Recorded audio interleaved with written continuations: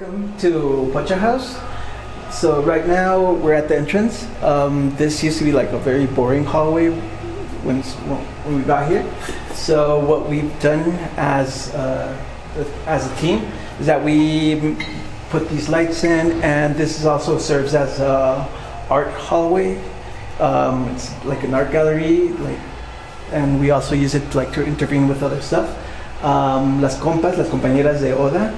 A couple of a year and a half ago, during the 8M March. Hicimos una convocatoria to make a zine, a collective zine. And these are some of the pieces that the folks submitted to make the zine. And this is because of the 10th anniversary of Otros Dreams. That book that we have, I think everyone has. Yes, that's the title. So, in celebration of the 10th anniversary of the Otros Dreamers, we did we're making a zine. Entonces we have folks like Lari, she's going through family separation. Her mom has been in the States for 14 years. Chris, he's a compa that's over there. He has DACA. And his mom is a returnee. And so Chris has been there for forever, and his mom, I think she's been back around 10 years, I'm not sure. And when he came back, when he got advanced parole, he found some poetries of his mom, and he made it into a video with someone reciting it. So if you want to look at that, that's awesome. And so here we have folks that participated. This is also from Chris. We have folks who have been returnees. Also on here we have poetry. This is another artist. She does a lot of collaging. She's also a DACA recipient. And so you want to take a read? Done with the quote. That's awesome. I mean, this is a book that she was deported. She also sent in some poetry, and she made this drawing.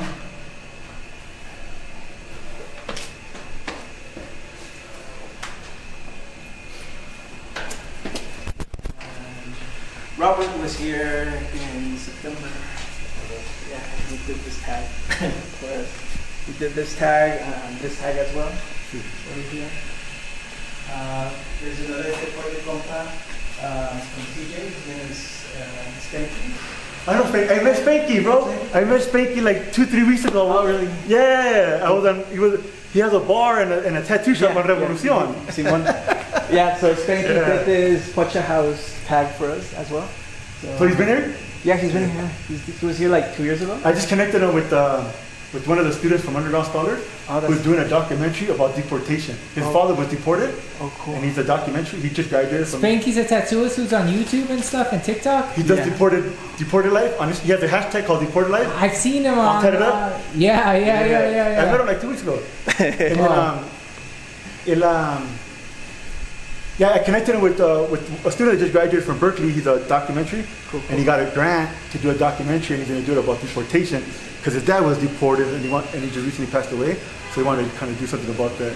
So I connected him with Spanky. Well, over there, Robert gave us a quick graffiti workshop, and then he graffitied something like Crips and Bloods over there, and Spanky said, "You can't have this here." So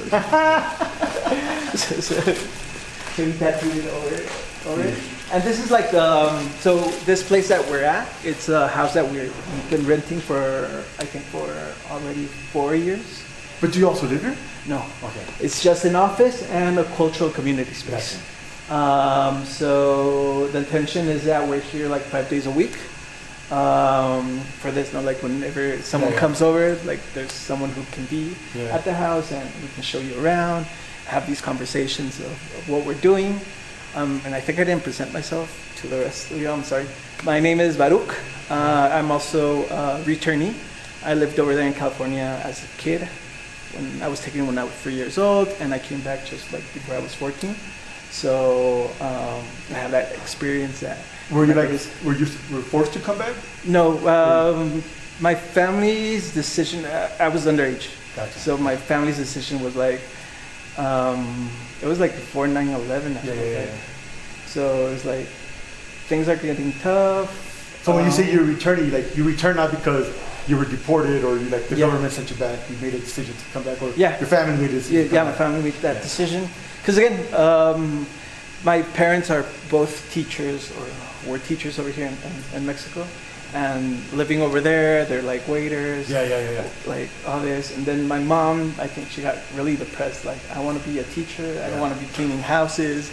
I don't want to do this work. They were SEP teachers? Yeah. Oh, wow. I have a, you know my friend Angel? Yeah. When I got deported? Yeah. His mom used to be a teacher here too, but when she went over there, same thing. And then she went to community college and all that, and now she's teaching again. Yeah. She had to get revalidated, or not even revalidated. She had to just go through the whole education system all over again to be certified as a teacher. Yeah, I've heard about that, about teachers coming back to going to the United States, but teachers, I mean, it's pretty good. I mean, being a SEP teacher, isn't it? And yeah, because you get, at that time, you get benefits. You get retirement. Well, my mom already got retired, so it's like, it was a decision, like, that kind of decision that, like, they took, at that time. And yeah, so they came back and they got back into being teachers. Oh, great. And, oh, wow. so Okay. Cool. So we all came back as a family. So that was like the decision that we took. They took. Again, I was underage. And, Where were you living at? in Thousand Oaks. Oh, in yeah. Like, nice. yeah, that's what they all say. That's what they all say, like bougie town. I met somebody in prison from Thousand Oaks. Yeah. He claimed the gang from Thousand Oaks. Yeah. From Tio. Yeah. He called Tocas or something. He was a Toca? Tocas? Yeah. Or something like that. I forgot. No, los Tocas. Yes, he was They were the gang, no? Yeah, the gang. Yeah. From Thousand Oaks. Yeah, they were. Yeah, You say so? yeah, everyone knew los. Yeah. Yeah. Well, yeah, there's also barrio in Thousand Oaks. Yeah, There's that. Donde viven todos los que trabajan. Yeah, Simón. Pues había el barrio in Thousand Oaks, like the little complex, they call it La Tijuanita. I don't know if he told you about it, but estaba La Tijuanita, which was like very, la familia Latinas and everything live there. So I grew up over there, as a kid over there. And I've been back already maybe like 22 years. Oh shit. Yeah, and so last year through ODA, through the work that we're doing, we're also like trying to find ways to have dignified mobility. Yeah. And one of the ways is that we accompany folks to get their visa. Once they come back? Once they get settled in. Yeah, once they get settled in. Again, like for folks who have been deported, you have the ban.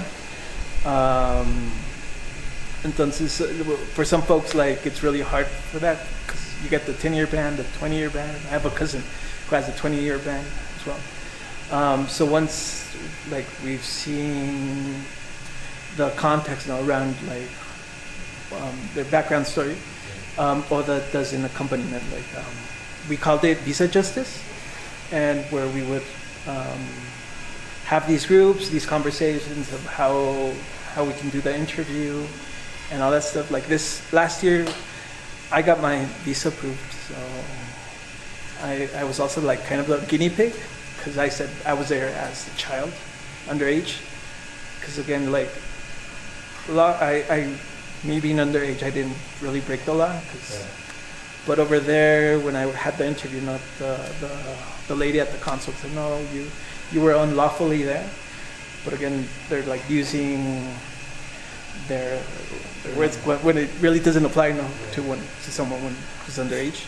Entonces, like, yeah, we're trying to understand the system so we can go against the system as well.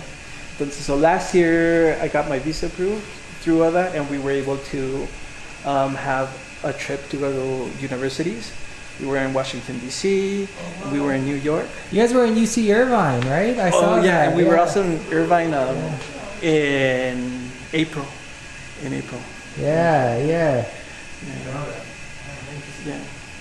So again, like a lot of this we do it through schools and university, and the connection that we have with UC Irvine that we work with this professor. What professor? I thought it was with the Dream Center. No, it was a professor in particular, because she, cool. Laura, I forgot her last name. Laura. There's a lot of Lauras. Yeah, there's lots of. Can you connect with her? Yeah, but she particularly works with DACA students. And what she has been doing with them is that she's been accompanying them to get advanced parole to come here. And so what we as ODA do, we sign a letter of invitation. So it's like this feeling of us like going back, but them coming back here. And it's like a la inversa, because they've been there 20 years. They were taking also as children and coming back, having this impact, like, abrazo a mi abuelo. For DACA students to come back over here. Yeah, to come back and then come back to the States. Oh, yeah. And do they charge the students? Or like, No, Laura does not charge the Because students. there's another program that I heard that does. Yeah. It's in Long Beach. Yeah, there's like a real, like we've heard about that, but we're like thinking, like working with folks like Laura, like she's not profiting from that. She's not like, it's a but there has been people who have profited from it, right? Yeah. So I remember that was a big issue. I think remember that I sent you the link to an organization called the California Mexican something. Yeah, something like that. Yeah. And they would do DACA trips, but they heard that they would charge students. Yeah. And that was a big issue. Yeah, I remember. Yeah, because again, like, they're making money off of this vulnerable. So again, like what Laura has been doing, like been going through this process with them, and they come to ODA and know that they find like this space where they end the trip, and like it's this space of conversation on how they're feeling, like just sitting down on these feelings, because ODA we do a lot of work with art through healing through art. I'm sorry, and so it's been really cool, like working. I really like that art through healing. Like I just finished my PhD, and one of the biggest barriers that I found for people getting into higher education, I mean, bureaucracy is a huge problem, and then there's the stigma for returning and also being formally incarcerated. But what I see is perhaps one of the biggest figurative borders is mental health, about getting having confidence in yourself. There's this feeling of failure, there's this feeling of being alone, and I think that really has to be addressed as soon as you get to Mexico. Yeah, and actually we were in TJ 2 weeks ago, and we were working there with Prim. Oh yeah. It's Priscilla. So they're having this deportee. I forgot how she's named it. Deportee connection, and so they're meeting up every Thursday. Yeah. And also like having this space where they can talk about their experience, know more community. Like, because another thing that we think is that healing is done in community. Healing definitely is done like through, and that's why like this house is so important. Like, and that's something I learned. Like, I thought like what we need to do is we need to get space in university, and we need to make sure that the policies are in place, and that's true. But you can't forget just about how people are feeling on a day-to-day basis, because if they're not feeling, like if they don't feel good about themselves, and there's no way that they're gonna be able to live a flourishing life. You know what I mean? Yeah, and so it's like what ODA is has been working on is creating these safe spaces for community, for folks that we can interact. Again, we acknowledge that we're here in el centro de la Ciudad de Mexico, but folks are like in Guadalajara, in TJ, And again, also connecting with folks that live undocumented in the States. Yeah. So we're always having like the hybrid spaces or trying to push these hybrid spaces. Yeah, I like that. I've been to some of those meetings, and I thought it was really cool. So I saw you guys at the UC Irvine. I was like, wow, that's great. I mean, so you guys are just branching out everywhere. Yeah, so that's like the intention of all that, like trying to, and having folks who are really close to other, moving along with us, like not necessarily staff, Yeah. but folks who are collaborating with all that from the community, returnee and deported community. Yeah. Entonces, I think that's like very important, something that we really want to push towards. Yeah. And again, like everything that you see here is like from folks. This is from Danielle. I don't know if you remember her, Dani. Yeah, she's in Oaxaca. Oh yeah, she studied in Berkeley or something. Yeah. We had the same professor. Yeah, Simon. Okay. Dani, this is Dani's. This is a recorded artist. I know her también. Yeah. También conozco su esposa. Sí. She lives in Oakland. I live in Oakland. Yeah. So again, like the house is.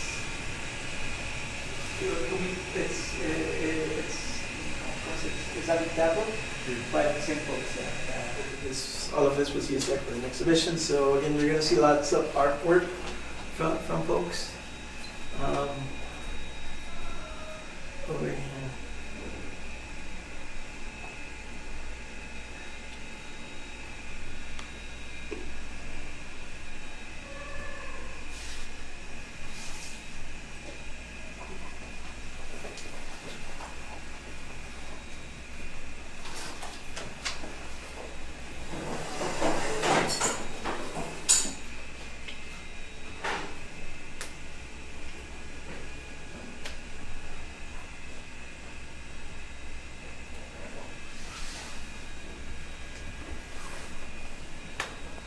If you want to step in here. So this is going to be like the workshop artist place that we have. We're doing a presentation tomorrow, Oh, cool. and then she's gonna be right after us in la Casa California. Oh yeah. Are you going? I have work. Yeah, she told me like, hey, but yeah. That's what. So Dulce. Okay. Do I know her? No, but you'll meet her. Okay. Es bien norteña la. Yo tengo esa playera. La tengo en una playera. Sí. That's cool. So.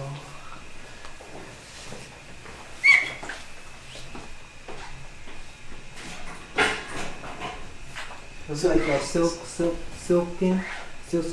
Yeah, screen printing. Screen printing. Yeah, so this is like the work hub place. So we got like art supplies, screen printing. ¿Para vender las camisas o? Uh-huh. ¿Para vender? Yeah, we see ahorita like we had a new shirt that we were printing out. So this is it. This is a prueba of a shirt. So we just printed out some for Oh, Pocha Cruz. Let me take a picture of it. Okay, that's cool.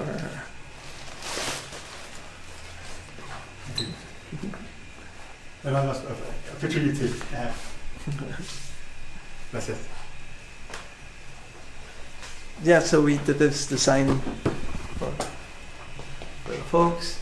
And yeah, so this is like also a place that you can come and chill. We have like the bean bags. We got the library that needs organizing. But yeah, this is like the workplace where people can come up and chill. They can work here. We got Wi-Fi always. Like anyone can come over here and use it. We also have like these computers because I know like many folks are sometimes looking for work. So Ola has like offers like if you need a place to work, you can come over here. Oh, cool. Yeah. And we have La Ofrenda. Hoy vamos a levantar. So yeah, so it's like the spot that we do stuff. No. Over here we have just a meeting room. And did you see our zine? The zine that we made? No, I don't know what you're referring to. Do you know what a zine is? No. Yeah, like a community kind of magazine. See, like Okay. self-published. So 2 years ago we did a zine. The term is zine? Zine. Like a magazine, but just zine. Oh, Yeah. zine. Okay, I got it. Okay. Yeah, it's more like DIY Yeah. It's Do it like- yourself. Yeah. Yeah. It's my like a DIY spirit thing. Okay. Yeah. So we did a zine 2.5 years ago, and Do you still publish? oh, yeah, we do. How often? So the Y'all just released one recently, no? Or like a while back? we're gonna release one. Okay. We're gonna release one. So what was y'all had a celebration recently? Yeah, the 10th year anniversary for the book, Gotcha. Otros Dreams. Yes. And what you saw at the entrance that was pasted up, all that's going to be in the new zine that we're going to make. Yeah, so this is like from the first zine. Ahorita se los enseño. And upstairs is just like the office space. You got the, wanna go up? You got like the office space. It's not really. Do you guys teach the English over here? No, like 3 years ago we had a program of teaching English. Le llamamos Inglés para el Barrio, where folks from the community who have like specialized in teaching would make groups, and so they would have an income. Aparte de Inglés para el So Barrio. the people that would teach, would I really pay for that? Yeah. What's up? And what happened? What is that? Pandemic, Oh, post-pandemic. It was during the pandemic, but post-pandemic and everything started. Yeah, and again, sometimes we've been going through lots of changes, and constantly, things are changing. What's going on now, like that Trump one, like we're already like, ¿qué va a pasar? ¿Qué vamos a hacer? maybe you want to have these houses full up. Yeah, sí, well, hopefully not, but Hopefully not, but yeah. maybe it's better for the country so they can lift this country up with the knowledge. I mean, I see it, unfortunately, that is going to, if it happens, but I see them bringing talent over here and using the talent to help others. And then we believe that maybe he thinks it's good for them, but it's going to be good for us too. Yeah, That's because if that happens, that's what I see. I'm sorry. So next year we want to have. So we have this program that's called Decolonizing Saberes. No sé si ya te habíamos comentado. Decolonizing Saberes. No. I don't know if we. No. So every year we used to have like the space where we would invite people that are here from Mexico, but also as well from the States, and we would have these conversations about topics in which like it's not around Western knowledge, no es pensamientos y sabiduría indígena, pueblos originarios, but also like abolishment. There was someone who specialized was doing research in abolishment and all that over there in the States.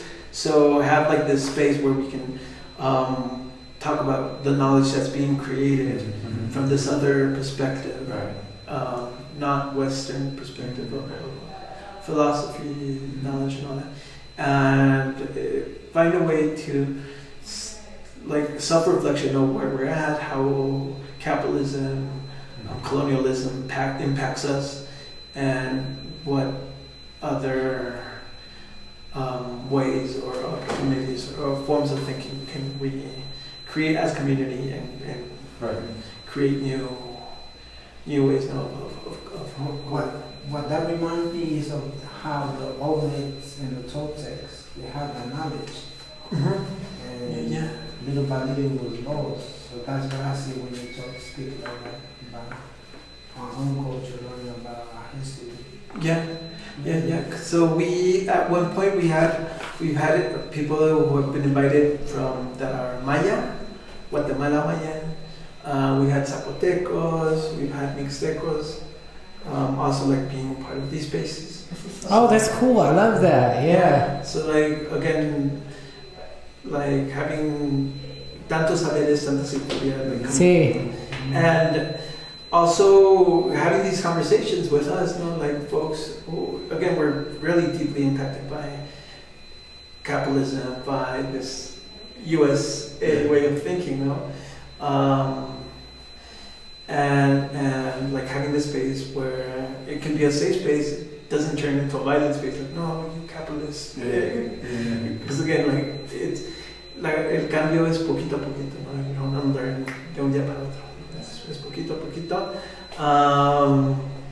Yeah, like finding the space and where we can hear, you can ask without like feeling Judged. judged or anything like Yeah. that. Yeah, so again, like the folks that we have invited, they've been really, really cool. We do something similar like that with our students, but we do 2 different groups. We have a women healing circle that's led by my supervisor, Andre, and then we have the men's healing circle. The women's healing circle is more about like learning somatic healing practices, Oh, cool. and the men's healing circle is more about that, right? Hyper-masculinity and talk about those things. Oh, that's cool. See, was ahorita like when we were in TJ, we hit up this. I think he was also part of the program. Saul. Saul. No, he got a degree being in prison. Oh yeah? De psychology. Something like that. Really? Yeah. In a Mexican prison or in a U.S. prison? U.S. I think. So he's deported? Yeah, he's deported. Oh, that's cool. Yeah. And so He when we didn't mention him, but I did talk. I was walking down the Revolucion, and I go, I know this dude. I follow him on fucking Instagram. And then I walked by. Oh, and TJ? That's him and shit. You know, I went into his bar. I didn't know it was his bar, but I went to the bar and I bought a beer. And then he walked into the bar. He was like outside watching and I get that like outside his bar. They have a TV and stuff. And you're right there with a bunch of dudes watching the game. You can throw. And then we made eye contact. And like, hey, you do from Deported Life? Because yeah, that's me and shit. And we just like started talking for like 2-3 hours and shit. Oh, that's cool. Yeah. See, But that's. he didn't hear the part. I told him how, he's doing good. Homie he's a success story. Yeah. Because there's not a lot of people that, he owns a fucking bar, he owns a tattoo shop, you know what I mean? And I'm telling him, like, bro, like, the knowledge that you have, you could kind of create some kind of programming around this to help people when they come back over here, like how to start their own business, or even do un colectivo, their own business and shit, you know what I mean? But like, there's opportunities, so I've been trying to figure out with how we can support the work that he's doing and shit, like connect other people with him. Yeah. Sí, espero que sí, está yendo chido. Yeah. El compa. Yeah. So that's like something that so next year we want to have more of these spaces and receive like with folks, deported community folks, if they want to take the reins. And also like, like everyone has knowledge, and how can we share this knowledge? So how many times do you guys do these university trips? So this year has been like very lots of things have been happening. So Visa Justice was a yearly project. Every year we did that, and we would go to a university. Like whoever got their visa approved would go back to these spaces. So this year fue esta Madaí. ¿Te acuerdas de Madaí? Madaí en Quique. Yes. San Luis Potosí. Madaí, she got her visa approved, and she was part of the trip. Oh yeah, I haven't spoken to her. How is she doing? She's doing good. She's doing good. Good. Yeah. So that's really cool because after she got her visa, so the priority for us is that we have the school and we're gonna visit the university, but the main thing is having family reunification. Yeah. So once she got her visa approved, she and other folks who have family over there, they went in 1 week before, so they could have family reunification, and then we did the trip together as well. So that's like family first, después la chamba. Because again, it's another way of using. Yeah, we got the visa, we got this, and let's use it for what. And what's really cool with Malay that in July she was like a month over there in the States, like with her family. And so that's cool. Just having this possibility of going back. Yeah. Cool. That's great. I'm happy for it. Yeah. So her también otra compa, she was there 1 week before. Yes, you know, como que like that's. And so that's for Visa Justice, and then we have like invites that are better. Like if you want to invite us, jalamos. So how will we do that? Well, can we just, like, let's talk about it. Yeah. Can I give you my email or? Sí, no, te lo paso. Yeah.